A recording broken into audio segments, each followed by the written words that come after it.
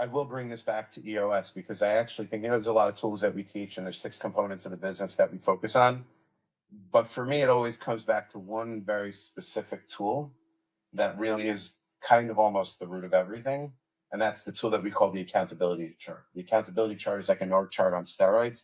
It's what defines the seats in your organization. What are the major functions?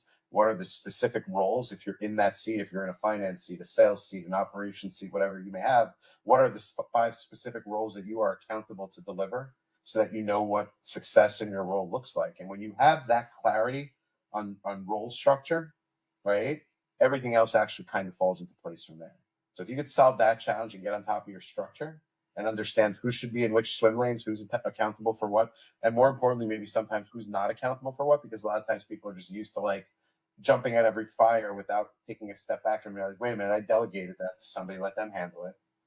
Right. So when you have that clarity on what's being delegated and who handles what and what results are driven by which individuals and seats in the organization, then you have clarity on what you need to measure on a daily, weekly, monthly basis. Then you have clarity on what your meetings should be looking like and what issues these people should be talking about.